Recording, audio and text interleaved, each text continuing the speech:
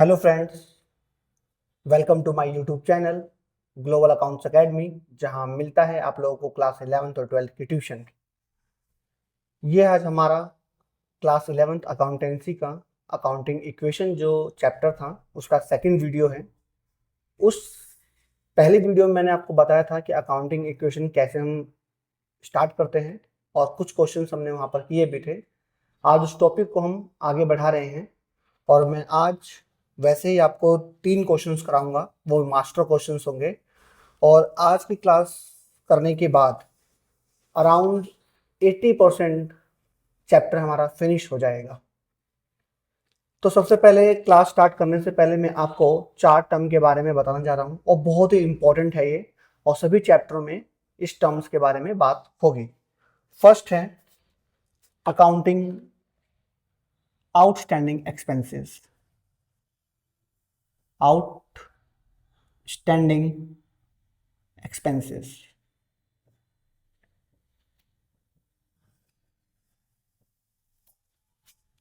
Outstanding expenses का मतलब होता है एक्सपेंसेस ड्यू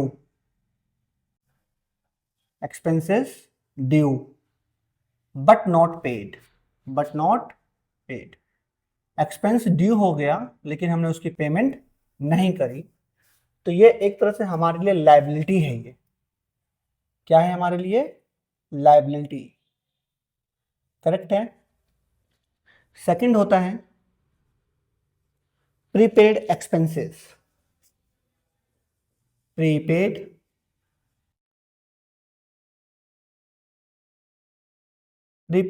एक्सपेंसेस का मतलब होता है, दूसरी लैंग्वेज में, मतलब दूसरे शब्दों में हम बोल सकते हैं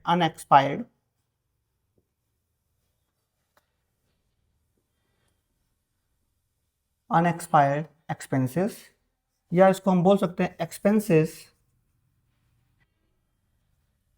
expenses paid in advance. Right. Third होता है हमारा accrued income.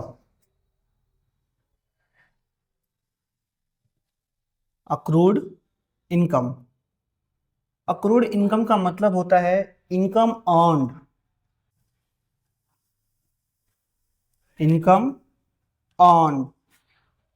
But not received. और फोर्थ होता है हमारा अनअर्न्ड इनकम। अनअर्न्ड इनकम का मतलब होता है इनकम रिसीव्ड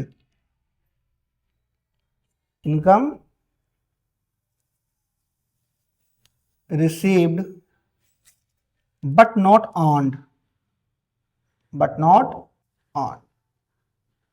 अब ध्यान से समझिएगा इस बात को, ये 4 टर्म बहुत ही इंपॉर्टेंट है।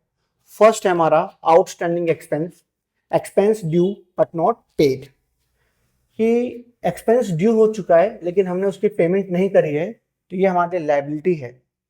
सेकंड था प्रीपेड एक्सपेंसेस को हम बोलते हैं अनएक्सपायर्ड एक्सपेंसेस या एक्सपेंसेस पेड इन एडवांस, कि अभी वो ड्यू हुआ ही नहीं और हमने उसकी एडवांस में पेमेंट कर दी, तो ये हमारे लिए एसेट्स है। क्या हमारे लिए एसेट्स? क्यों है एसेट्स? क्योंकि अभी वो पेमेंट करनी ही नहीं थी हमको, हमने उसके एडवांस में पेमेंट कर दी। अगर आप किसी को एडवांस में पेमेंट कर देंगे तो वो व्यक्ति आपके लिए एसेट्स है, क्योंकि वो आपके लिए काम करेगा। अक्रूड इनकम का मतलब होता है income earned but not received. पैसा कमा लिया लेकिन मिला नहीं, लेकिन कभी ना कभी तो आपको मिलेगा, तो वो आपके लिए एसेट्स है। फोर्थ है अनअर्न्ड इनकम। अनअर्न्ड इनकम का मतलब होता है कि income received but not earned. पैसा मिल गया लेकिन अभी आपने कमाया नहीं।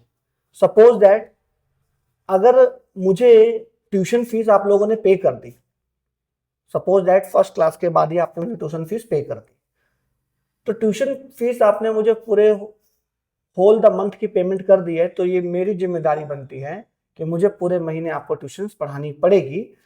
तो ये मेरे लिए लायबिलिटी हो गई कि अब मुझे आपने पेमेंट कर दिया है तो मुझे आपको पढ़ाना पड़ेगा। राइट। तो अनअर्न्ड इनकम लायबिलिटी होती है। इसको नोट डाउन कर लीजिएगा आप लोग, ये बहुत ही इंपॉर्टेंट 4 हमारे पॉइंट्स है, इसको नोट डाउन कर लीजिएगा। आज हमारा टॉपिक सिर्फ इसी पे होने वाला है।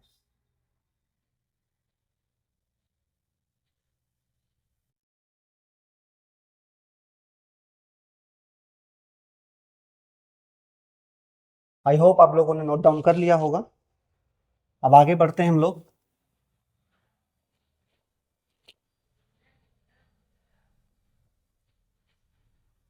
जो क्वेश्चन मैं आपको करा रहा हूं ये एक मास्टर क्वेश्चन है। इस क्वेश्चन का लिंक मैं डिस्क्रिप्शन में डाल दूंगा। और सेकंड, अगर आप लोगों को पीडीएफ चाहिए तो आप मेरे व्हाट्सएप चैनल को ज्वाइन कर सकते हैं, उसका भी लिंक मैं डिस्क्रिप्शन में डाल दूंगा। वहां से भी आप पीडीएफ क्लास यानी class 11th chapter 5th accounting equation और वीडियो नंबर 2 के नाम से लिखा होगा, आप वहां से पीडीएफ डाउनलोड कर सकते हैं। राइट, तो हम पहला क्वेश्चन स्टार्ट करते हैं। तो मैंने आपको बताया था कि अकाउंटिंग इक्वेशन का जो फॉर्मेट होता है, पहले आप टॉप पे लिखिए अकाउंटिंग इक्वेशन।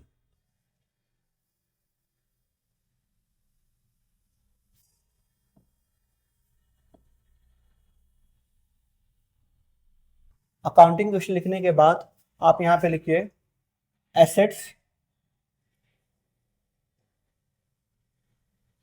यहां पे लिखिए सीरियल नंबर,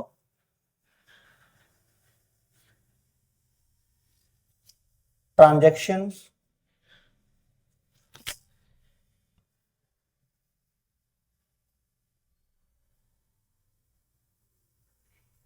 फिर आप यहां लिखिए ट्रांजैक्शन, थोड़ा सा बड़ा भी कर सकते हैं आप लोग।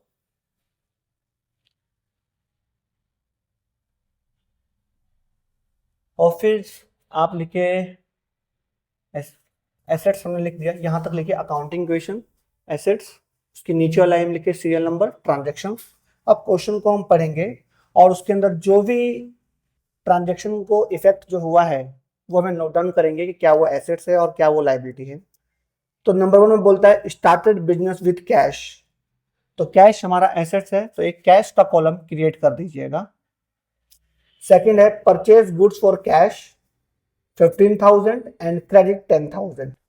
तो मैंने आपको बताया था कि जब हम गुड्स परचेज करते हैं तो अकाउंटिंग इक्वेशन में हम उसको स्टॉक के नाम से लिखते हैं। तो एक स्टॉक का कॉलम ओपन कर दीजिएगा।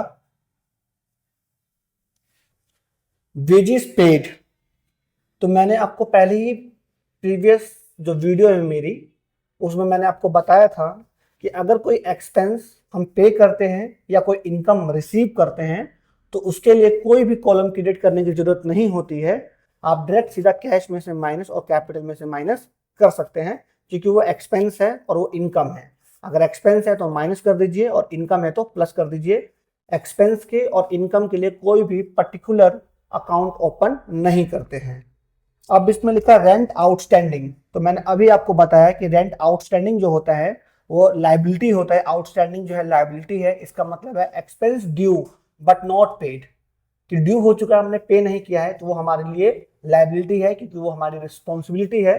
तो हम लायबिलिटी साइड में आउटस्टैंडिंग रेंट के नाम से हम कॉलम क्रिएट करेंगे। राइट, फिर है सेकंड है सैलरी पेड इन एडवांस, हमने एडवांस में अपनी सैलरी पे कर दिया, किसी को एडवांस में हमने सैलरी पे कर दिया। तो सैलरी तो हमारे लिए एक्सपेंस है, क्योंकि कोई हमारे लिए काम करेगा तो हमें उसको सैलरी पे करना पड़ेगा, लेकिन हमने एडवांस में पे कर दिया है तो ये हमारे लिए प्रीपेड एक्सपेंस है, यानी ये हमारे लिए एसेट्स है, क्योंकि जिसको पे किया है वो हमारे लिए काम करेगा। तो एक प्रीपेड प्लस, आप चाहो तो यहाँ प्रीपेड सैलरी के नाम से भी कॉलम क्रिएट कर सकते हो और प्रीपेड एक्सपेंस के नाम से भी कॉलम क्रिएट कर सकते हो। अगर आपके पास मल्टीपल प्रीपेड एक्सपेंस होंगे तो आप यहाँ पे लिखिएगा प्रीपेड एक्सपेंस, बट आपके पास सिर्फ एक ही प्रीपेड है तो आप पर्टिकुलर नाम से शो कर दीजिए। जैसे कि यहाँ पर सिर्फ एक ही है तो आप लिख सकते हैं प्रीपेड सैलरी, प्रीपेड सैलरी। अगर आपके पास और भी जैसे प्रीपेड वेजेस होता तो आप प्रीपेड सैलरी ना लिखकर प्रीपेड एक्सपेंसेस लिखते, तो आप उसमें सैलरी की भी एंट्री कर सकते हैं और वेजेस की भी एंट्री कर सकते हैं। एंड लास्ट एंट्री है interest due but not paid. तो interest due but not paid का मतलब होता है कि expense due but not paid is a liability, तो लायबिलिटी का कॉलम क्रिएट हम करेंगे लायबिलिटी साइड में। तो हमारे एसेट साइड के सारे कॉलम क्रिएट हो चुके हैं। तो एसेट्स के जस्ट सामने आपको लिखना है लायबिलिटीज प्लस कैपिटल, और लायबिलिटी के नीचे लिखना है क्रेडिटर प्लस कैपिटल प्लस एक कॉलम और क्रिएट होगा आउटस्टैंडिंग के लिए। तो मैंने आपको बताया था कि यहां पर मल्टीपल आउटस्टैंडिंग है। सपोज एक हमारे पास है रेंट आउटस्टैंडिंग और दूसरा है हमारे पास interest due but not paid. तो अगर आप आउटस्टैंडिंग रेंट लिखते हैं तो एक अलग से फिर आउटस्टैंडिंग इंटरेस्ट के लिए कॉलम क्रिएट करना पड़ेगा। तो हम क्या करते हैं कि एक सिर्फ आउटस्टैंडिंग एक्सपेंस लिख देते हैं, वो दोनों एंट्री वहां पर हो सकती है। तो मैंने लिख दिया यहां पर आउटस्टैंडिंग एक्सपेंस। तो मैंने क्वेश्चन को पढ़कर सबसे पहले मैंने जितने भी उसके अंदर अकाउंट ओपन करने थे वो सारे अकाउंट ओपन कर दिए हैं। अब हम क्वेश्चन स्टार्ट करते हैं। तो पहली एंट्री हमारी है, पहले ट्रांजैक्शन है स्टार्टेड बिजनेस विथ कैश। तो आप लिखिए पहले यहां पर स्टार्टेड, क्वेश्चन नंबर 3 है हमारा, स्टार्टेड बिजनेस विद कैश। हमने अपना बिजनेस स्टार्ट किया है और उसमें हमने कैश कंट्रीब्यूट किया है। तो कैश में 1 लाख रुपीस, इससे हमारे स्टॉक में कोई फर्क नहीं पड़ेगा, प्रीपेड सैलरी में कोई फर्क नहीं पड़ेगा, क्रेडिटर में कोई फर्क नहीं पड़ेगा, कैपिटल हमारी 1 लाख रुपीस से इंक्रीज कर जाएगी और आउटस्टैंडिंग एक्सपेंस में कोई फर्क नहीं पड़ेगा। सेकेंड एंट्री है purchase goods for cash 15,000 and credit 10,000। आपने नगद में 15,000 का सामान खरीदा और उधार में 10,000 का सामान खरीदा। तो आप यहां लिख दीजिए entry to purchased goods from cash and credit, नगद में और उधार में सामान खरीदा।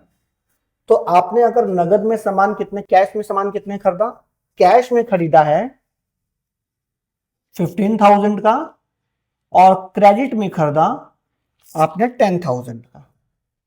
तो आपने अगर एक ही समय पर कैश में भी परचेज कर लिया और क्रेडिट में भी परचेज कर लिया तो कैश हमारा कितने रुपए से कम हो रहा है, 15,000, तो माइनस 15,000 प्लस, लेकिन हमारे पास सामान आ कितने रुपए का है, तो आ रहा है 25,000 का। तो स्टॉक हमारा इंक्रीज हो जाएगा 25,000 से, करेक्ट है। प्रीपेड सैलरी में कोई फर्क नहीं पड़ेगा। क्रेडिटर, क्योंकि हमने उधार में सामान खरीदा है तो 10,000 रुपीज से हमारा क्रेडिटर जो है इंक्रीज कर जाएगा, तो 10,000 प्लस कैपिटल में कोई फर्क नहीं पड़ेगा और आउटस्टैंडिंग एक्सपेंस में कोई फर्क नहीं पड़ेगा, तो 0। उसके बाद जब हमारी स्टार्टिंग की 2 एंट्री हो जाती हैं तो एक स्ट्रेट लाइन ड्रॉ करिए और यहां पे लिखिए न्यू इक्वेशन।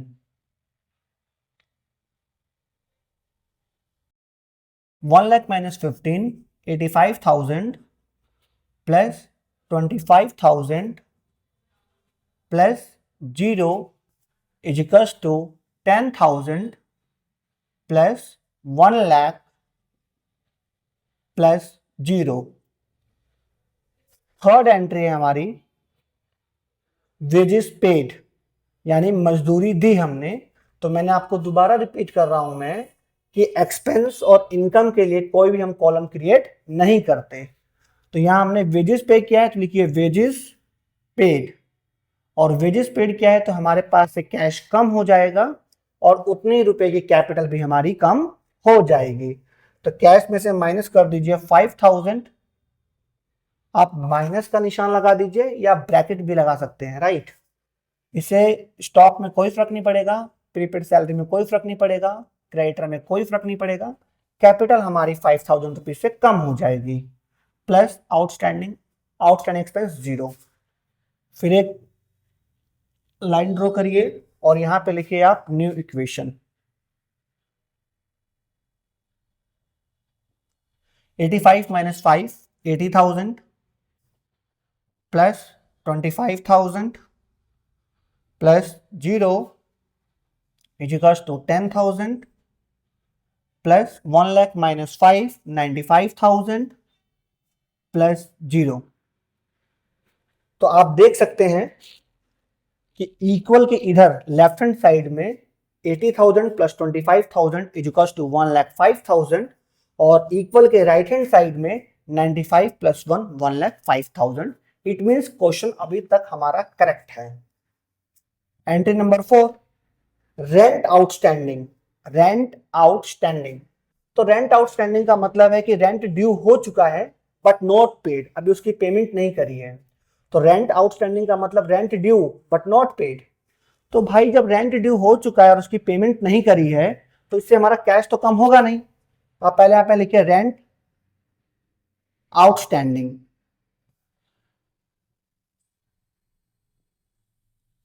तो भाई रेंट ड्यू है लेकिन पेमेंट तो हुआ नहीं अभी हमारा, तो कैश में कोई फर्क नहीं पड़ेगा 0, आउट स्टॉक में कोई फर्क नहीं पड़ेगा 0, प्रीपेड सैलरी में कोई फर्क नहीं पड़ेगा 0, क्रेडिटर में कोई फर्क नहीं पड़ेगा 0। लेकिन कभी ना कभी तो उस रेंट की पेमेंट करनी पड़ेगी और रेंट की जब हम पेमेंट करेंगे तो हमारी कैपिटल क्या हो जाएगी, कम हो जाएगी। तो 1,000 रुपीज से हमारा कैपिटल कम कर दीजिए, क्योंकि फ्यूचर में जब भी पेमेंट करेंगे हमारी कैपिटल कम होगी।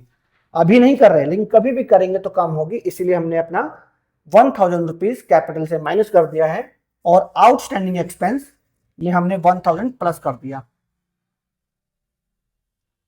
एंट्री खत्म। तो एक लाइन ड्रॉ करेंगे हम लोग और यहां पे लिखेंगे न्यू इक्वेशन।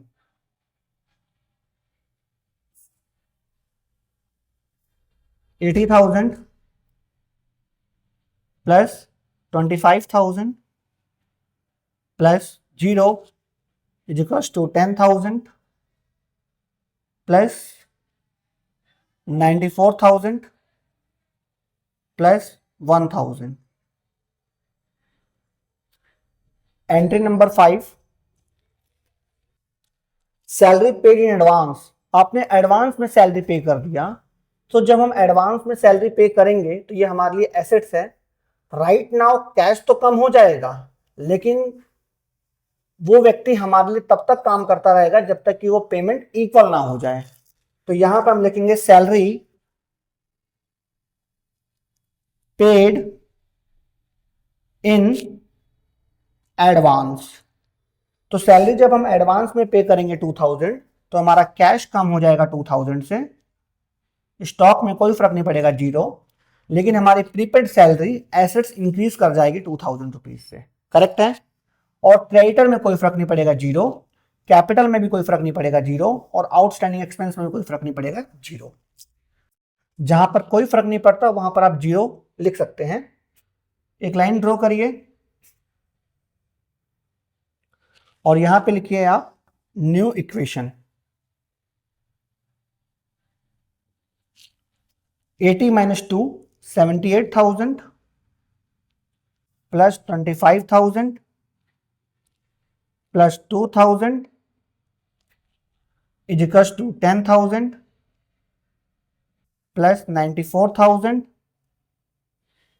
और प्लस 1,000। करेक्ट है। एंड लास्ट एंट्री हमारी है 6th। लास्ट एंट्री है interest due but not paid. Interest due but not paid is a outstanding, क्योंकि आउटस्टैंडिंग का मतलब होता है expense due but not paid. तो हम यहां लिखेंगे interest due but not paid, कि इंटरेस्ट ड्यू हो गया लेकिन हमने उसका पे नहीं किया। तो जब हमने पे किया ही नहीं है तो हमारे कैश में कोई फर्क नहीं पड़ेगा 0, स्टॉक में कोई फर्क नहीं पड़ेगा 0, प्रीपेड एक्सपेंस में कोई फर्क नहीं पड़ेगा 0, क्रेडिटर में कोई फर्क नहीं पड़ेगा 0। लेकिन कभी ना कभी तो उस इंटरेस्ट की पेमेंट करेंगे ना, और जब भी करेंगे हमारी कैपिटल कम हो जाएगी। तो 1,000 रुपीज से कैपिटल कम कर दीजिए और 1,000 से अपना आउटस्टैंडिंग एक्सपेंस इंक्रीज कर दीजिए। सारी एंट्री खत्म हो गई है। तो यहां पे एक स्ट्रेट लाइन ड्रॉ करने के बाद इसको आप लिखिए फाइनल इक्वेशन। जब लास्ट एंट्री हो जाती है फिनिश, तो वहां पर न्यू इक्वेशन नहीं लिखते, फाइनल इक्वेशन लिखते हैं। 78 25 plus 2000 is equals to 10 plus 93 plus 2। तो आप देखिएगा एसेट साइड में है 78 plus 25 1,03,000 plus 2000 is equals to 1,05,000। Liability side 10,000 plus 93 1,03 plus 2000 1,05। Both sides are equal. तो आप यहां तक नोट कर लीजिएगा क्योंकि बोथ साइड इक्वल है, इट मींस करेक्ट है। नोट कर लीजिए एक बार।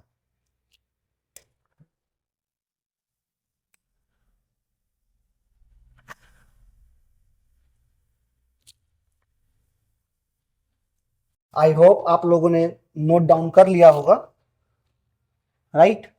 तो हम लोग अपने फोर्थ क्वेश्चन की तरफ बढ़ते हैं।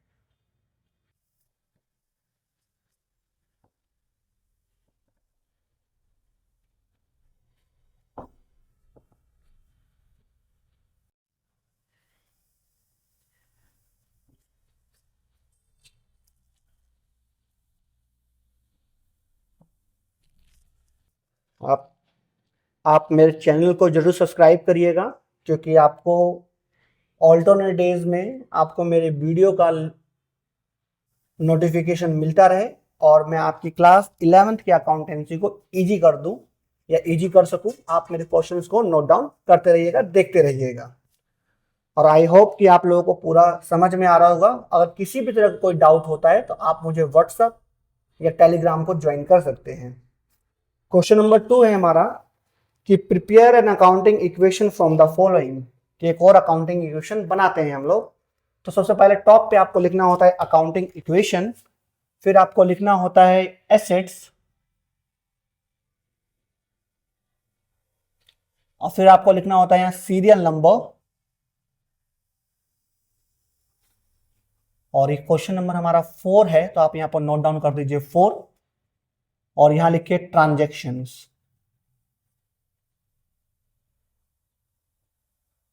ट्रांजैक्शन थोड़ा सा हल्का सा बड़ा होना चाहिए इसमें कि हमारे पूरा जो ट्रांजैक्शन है इसको नोट डाउन कर सके।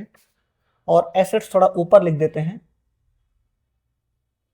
क्योंकि सीरियल नंबर ट्रांजैक्शन वाली लाइन में हमारे वो सारे जो इफेक्ट होते हैं हम उनका कॉलम क्रिएट करते हैं।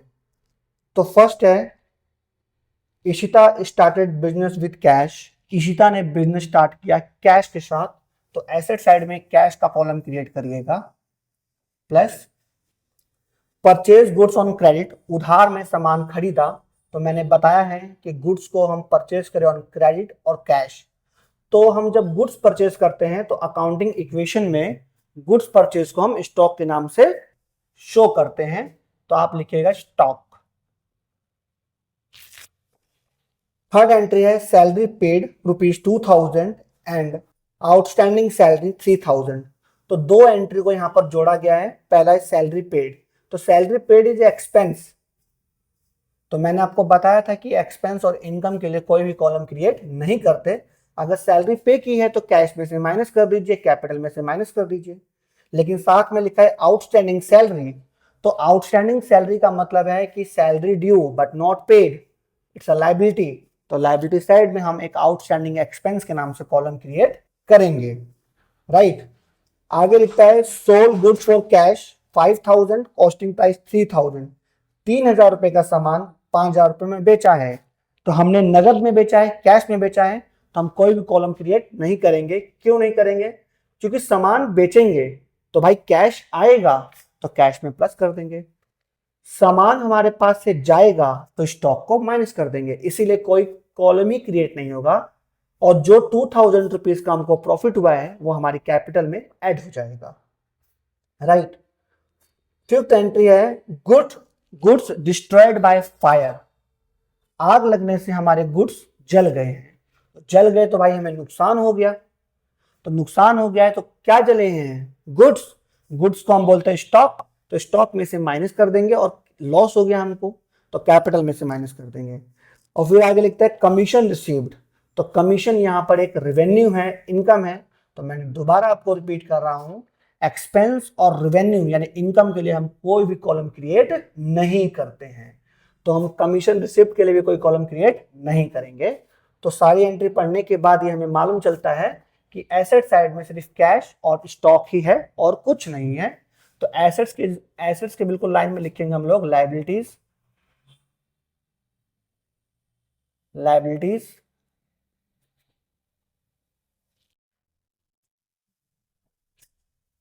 माफ करिएगा,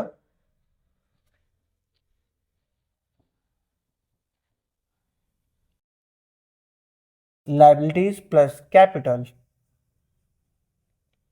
तो लायबिलिटीज के नीचे लिख देंगे क्रेडिटर, और मैं आपको बात बताऊं जी कैश प्लस स्टॉक वाली लाइन में ही लिखना आना चाहिए क्रेडिटर प्लस कैपिटल, और एक प्लस आउटस्टैंडिंग एक्सपेंस के लिए क्रिएट करिए। लेकिन इस क्वेश्चन के अंदर सिर्फ एक ही आउटस्टैंडिंग है, तो आप आउटस्टैंडिंग सैलरी भी लिख सकते हैं, और अगर यहाँ मल्टीपल होते, एक से ज्यादा आउटस्टैंडिंग होते, तो आप आउटस्टैंडिंग एक्सपेंस लिखिएगा। करेक्ट है। तो स्टार्ट करते हैं। क्वेश्चन को पढ़ के हमने अपने जो भी अकाउंट इफेक्ट हो रहे थे उस इफेक्ट अकाउंट को हमने यहाँ पर नोट डाउन कर लिया है। अब हम क्वेश्चन को स्टार्ट करते हैं। तो फर्स्ट क्वेश्चन है, Ishita started business with cash. तो आप यहां लिखिए Ishita started business with cash.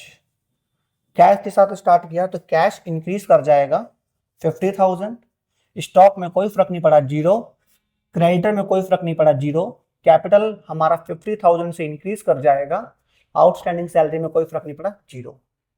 Second entry हमारी है purchase goods on credit. Purchased goods on credit, उधार में सामान खरीदा। उधार में सामान खरीदेंगे तो भाई कैश में कोई इफेक्ट होगा ही नहीं, क्योंकि उधार में खरीदा है तो 0। लेकिन स्टॉक में इफेक्ट होगा, क्यों? सामान खरीदा है, उधार में ही खरीदा है, लेकिन सामान तो आ रहा है ना भाई, तो हमारा स्टॉक बढ़ जाएगा 25,000 से। क्रेडिटर भी इंक्रीज करेगा, क्यों? क्योंकि लायबिलिटी है भाई, आज हमने सामान खरीद लिया और ले लिया उधार में, तो कल तो उसकी पेमेंट करनी है ना, तो क्रेडिटर भी हमारा इंक्रीज कर जाएगा 25,000। कैपिटल में कोई फर्क नहीं पड़ेगा 0, आउटस्टैंडिंग सैलरी में कोई फर्क नहीं पड़ेगा 0। जब दो एंट्री हो जाती हैं तो एक स्ट्रेट लाइन ड्रॉ करिए और वहां पर ट्रांजैक्शन में लिखिए new equation.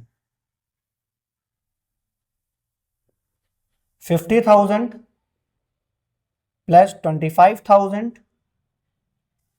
is equals to 25,000 plus 50,000 plus 0।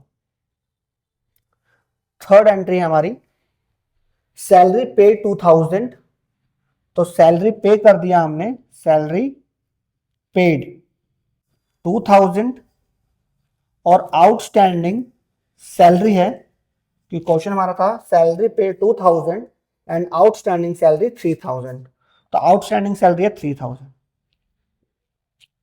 तो salary paid is an expense, तो मैंने पहले बताया कि एक्सपेंस के लिए हम कोई भी कॉलम क्रिएट नहीं करते, कैश में से माइनस और कैपिटल में से माइनस। करेक्ट है।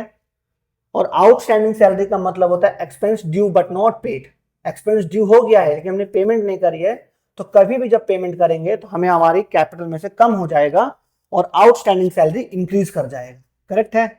तो ओवरऑल क्या हुआ वो देखते हैं। तो पहले लिखता हूं मैं सैलरी पेड, आप ₹2,000 भी इस तरह से लिख सकते हैं, एंड आउटस्टैंडिंग सैलरी 3,000। करेक्ट है।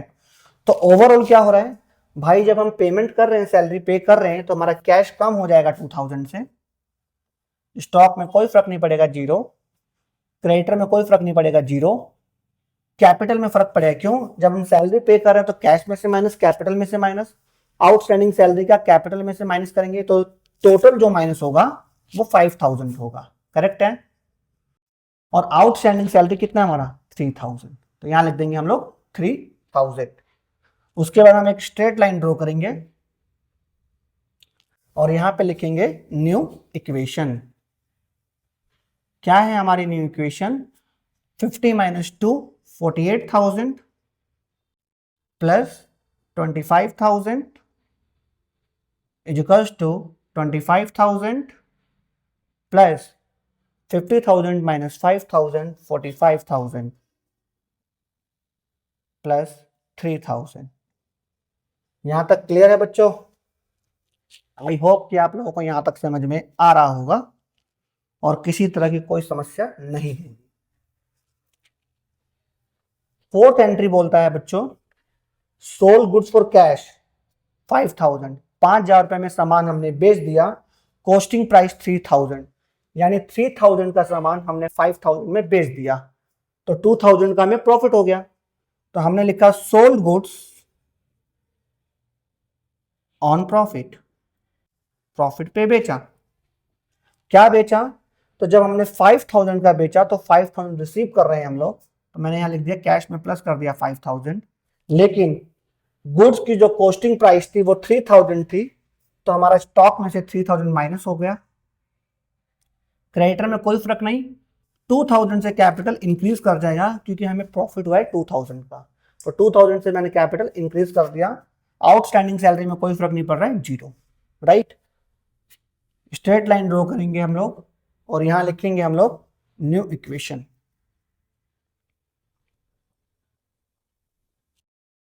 $48,000 plus 5,000 $53,000, 25 minus 3 $22,000 is equals to 25,000 plus 47,000 plus 3,000। तो एक बार यहां देख लेते हैं क्या सेटिस्फाई है यहां पर अभी तक। तो यस, 53 और 42 53 और 22 ये बनता है हमारा 75, और यहां पर भी 47 प्लस 3 50 और 50 और प्लस 25 75, तो बोथ साइड्स आर इक्वल। अभी fifth, goods destroyed by fire bye 5,000, 5,000 रुपए से हमारा गुड्स में आग लग गई और वो जल गए, तो भाई हमें नुकसान हो गया। तो यहां लिखिए गुड्स डिस्ट्रॉयड बाय फायर।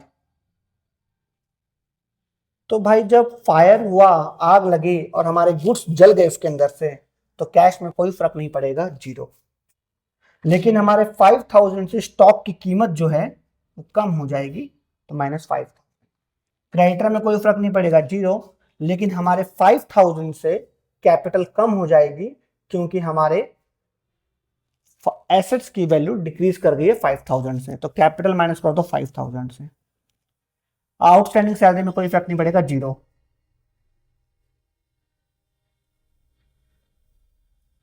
फिर हमने यहां लिखा new equation 53 plus 17,000 22 minus 5 17,000 is equals to 25,000 plus 47,000 minus 5,000 42,000 plus 3,000। And sixth and last entry हमारी है कमीशन रिसीव्ड। तो कमीशन इज इनकम, कमीशन हमारे लिए इनकम है, तो मैंने दोबारा रिपीट कर रहा हूं कि कम एक्सपेंस और रेवेन्यू के लिए हम कोई भी कॉलम क्रिएट नहीं करते। तो भाई पैसा मिला है, कमीशन रिसीव्ड हुआ है, तो कैश इंक्रीज कर जाएगा और कैपिटल हमारी इंक्रीज कर जाएगी, राइट। कमीशन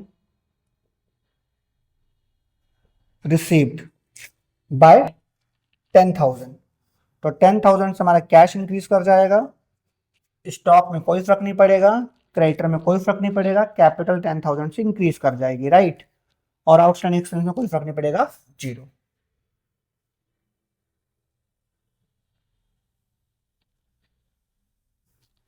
सारी एंट्री खत्म हो गई है, तो आप लिखिए न्यू इक्वेशन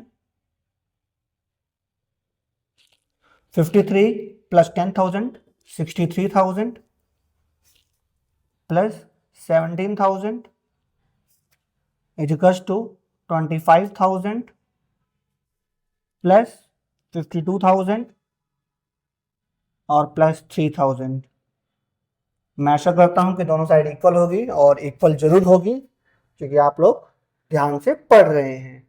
52 प्लस 3 55, 55 प्लस 25 80, 63 और 17 80 बोथ साइड्स आर इक्वल। तो यहां तक आप नोट कर लीजिए फटाफट।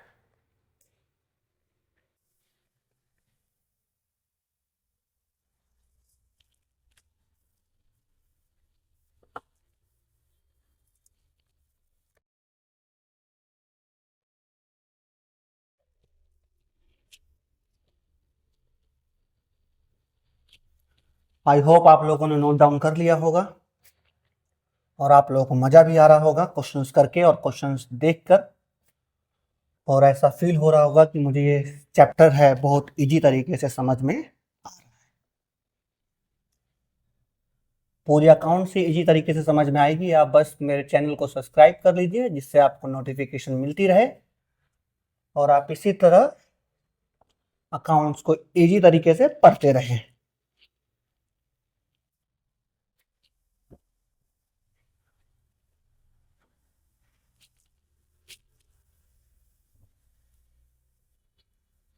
ये हमारा लास्ट क्वेश्चन है, क्वेश्चन नंबर 5। क्वेश्चन नंबर 5 में बोलता है कि show the effect of the following transaction of Ishita fashion and company. Ishita fashion and company के जो अकाउंट में क्या इफेक्ट हुआ इन ट्रांजैक्शन से। इसका मतलब यह है कि prepare an accounting equation from the following transactions, right. तो सबसे पहले हम टॉप पे लिखते हैं अकाउंटिंग इक्वेशन, फिर हम लोग लिखते हैं एसेट्स और यहां पे लिखते हैं सीरियल नंबर, फिर लिखते हैं ट्रांजैक्शंस,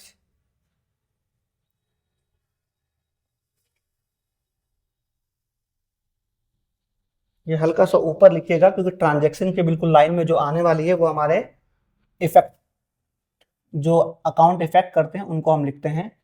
तो यहाँ पे ट्रांजैक्शन में आप क्वेश्चन को पढ़ते हैं, स्टार्टेड बिजनेस विद कैश, तो कैश का एक कॉलम क्रिएट हो जाएगा, प्लस कमीशन रिसीव्ड, तो कमीशन भाई इनकम है, मिल रहा है, रिसीव कर रहे हैं तो कोई अकाउंट ओपन नहीं होगा, कैश प्लस और capital plus. Accrued rent, accrued का मीनिंग मैंने आपको समझाया था। अक्रूड का मतलब होता है कि income earned but not received, income earned but not received, पैसा कमा लिया लेकिन मिला नहीं, तो क्या मिलेगा? नहीं मिलेगा। तो ये आपके लिए क्या है? एसेट्स है।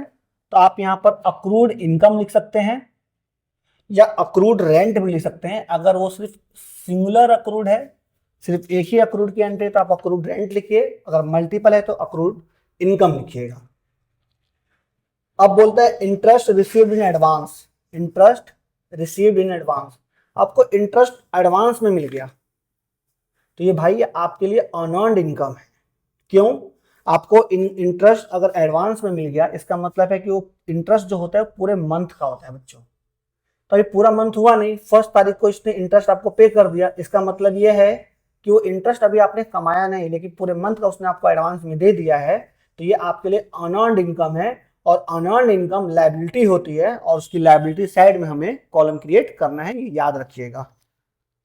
Cash withdrawn for personal use, drawing है, कैश में से माइनस, कैपिटल में से माइनस। और बॉट साइकिल फॉर हर सन, इशिता ने अपने बच्चे के लिए साइकिल खरीदा है, तो ये भी उसका ड्राइंग होगा क्योंकि वो उसका पर्सनल एक्सपेंस है, कंपनी का या किसी एंटरप्राइज का बच्चों से कोई मतलब नहीं है, करेक्ट है। तो बस हमारा यहीं तक अकाउंट क्रिएट होगा कैश और अक्रूड रेंट का। उसके बाद हम एसेट के सामने बिल्कुल जस्ट लिखेंगे लायबिलिटीज प्लस कैपिटल, लायबिलिटी के जस्ट नीचे लिखेंगे क्रेडिटर प्लस कैपिटल। और एक बात याद रखिएगा, अनअर्न्ड इनकम, अनअर्न्ड इनकम, तो हम यहां लिख सकते हैं, सिंगुलर है तो अनअर्न्ड रेंट भी लिख सकते हैं बालक, कि वो हमने कमाया नहीं और हमको एडवांस में मिल गया। तो क्वेश्चन को पढ़ के हमने जो भी अकाउंट इफेक्ट हो रहे थे उसको हमने नोट डाउन कर लिया है। अब क्वेश्चन को स्टार्ट करते हैं। First, started business with cash, तो आप लिखते हैं यहाँ पर स्टार्टेड बिजनेस विद कैश। तो कैश में 40,000, अक्रूड रेंट में 0, क्रेडिटर में 0, कैपिटल हमारी 40,000 से इंक्रीज कर गया, अनअर्न्ड रेंट में 0। सेकंड एंट्री हमारी कमीशन रिसीव्ड, तो कमीशन रिसीव्ड, कमीशन मिला है तो भाई कैश बढ़ेगा, तो 2,000। अक्रूड रेंट में कोई फर्क नहीं पड़ेगा 0, क्रेडिटर में कोई फर्क नहीं पड़ेगा 0, और भाई हमारी कैपिटल भी इंक्रीज कर जाएगी 2,000 से, तो 2,000 और 0। अनअर्न्ड रेंट में जब स्टार्टिंग की 2 एंट्री हो जाती हैं तो हम एक स्ट्रेट लाइन ड्रॉ करते हैं और फिर वहां लिखते हैं हम लोग न्यू इक्वेशन।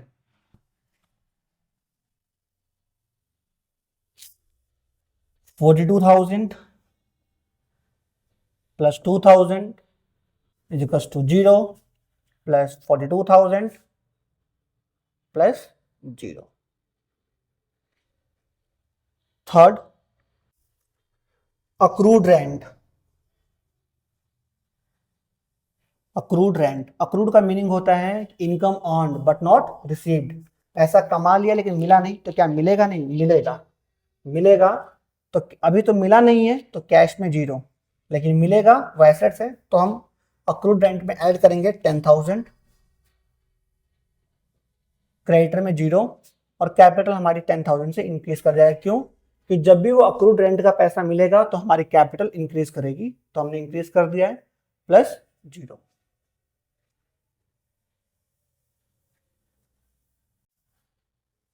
न्यू इक्वेशन,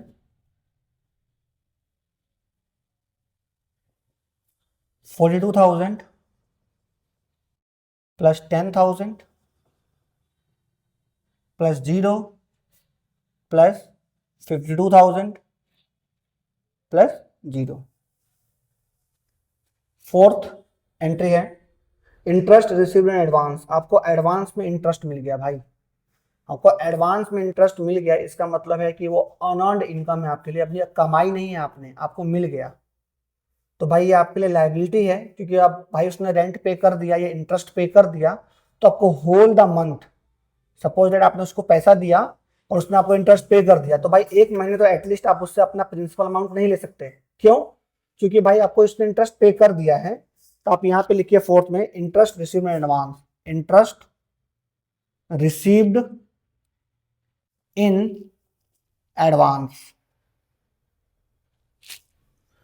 तो 5,000 यहां पर मिल गया है, तो 5,000 से कैश बढ़ गया, 5,000 plus 0 is equals to 0, capital में 0, और हमारा अनअर्न्ड रेंट 5,000 से, सॉरी अनअर्न्ड इंटरेस्ट है वो, सॉरी रेंट नहीं इंटरेस्ट लिखिएगा यहाँ पर, unearned interest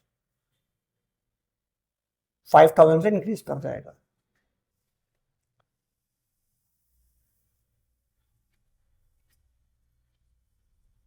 new equation, cash withdrawn from personal use, drawing है तो पहले न्यू इक्वेशन लिख लेते हैं। 47,000, 42 plus 5 plus 10,000, 0 plus 52 plus 5।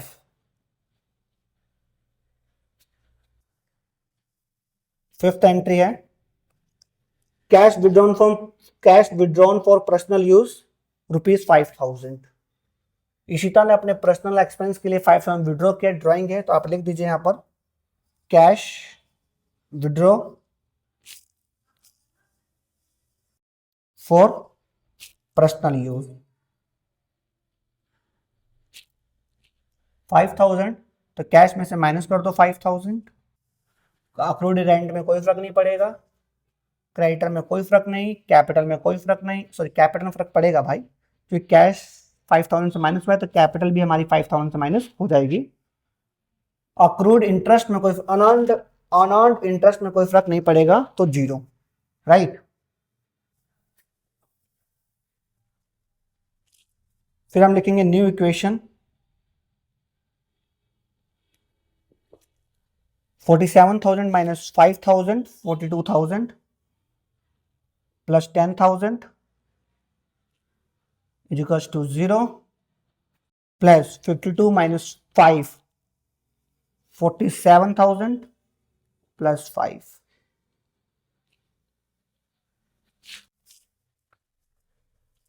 Right. And last entry हमारी 6 bought cycle for her son, उसने अपने बेटे के लिए साइकिल खरीदी है। तो भाई बेटा इशिता जी का है और इशिता प्रोप्राइटर हैं, तो उन्होंने पर्सनल यूज के लिए पैसा विड्रॉ किया है। तो यहां लिख देंगे bought cycle for her son, bought cycle for her son. इससे कंपनी को कोई फायदा नहीं होगा, वो अपने बेटे को अगर गिफ्ट कर रही है, कुछ कर रही है, तो उससे कंपनी का कैश और कैपिटल कम ही होगा। तो कैश माइनस कर दीजिए 2000 से, अक्रूड रेंट में कोई फर्क नहीं पड़ेगा 0, क्रेडिटर में कोई फर्क नहीं पड़ेगा 0, माइनस कैपिटल 2000 रुपीज से कम हो गई, और अनअर्न्ड इंटरेस्ट में कोई फर्क नहीं पड़ेगा 0। सारी एंट्री हमारी फिनिश हो चुकी है। तो हम लास्ट लाइन एक ड्रॉ करेंगे और यहां लिखेंगे एक new final equation, final equation 42 minus 2 40,000 plus 10,000 is equals to 0 plus 45,000 plus 5,000 right. तो हमारा एसेट साइड में बनता है 40,000 प्लस 10 50,000 एंड लायबिलिटी साइड में बनता है 45 plus 5 50,000। Both sides are equal है हमारी। अगर दोनों साइड हमारी इक्वल है इट मीन्स हमारा क्वेश्चन अभी तक सही है राइट। तो आज हमारा क्लास 11th के अकाउंटिंग इक्वेशन का वीडियो 2 भी कंप्लीट हो गया है और क्वेश्चंस का पीडीएफ आप मेरे व्हाट्सएप जो है आप मेरा ज्वाइन कर लीजिएगा, वहां से भी आप इसे प्राप्त कर सकते हैं, जिसका लिंक वीडियो के डिस्क्रिप्शन में होगा और व्हाट्सएप नंबर भी वहां पर डिस्क्रिप्शन में होगा। आशा करता हूं कि आप लोगों की आज की क्लास अच्छी लगी होगी।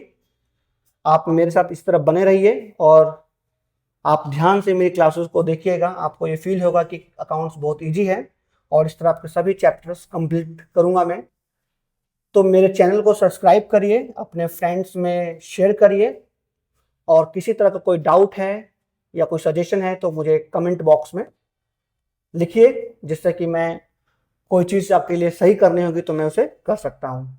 जय हिंद, बाय बाय दोस्तों।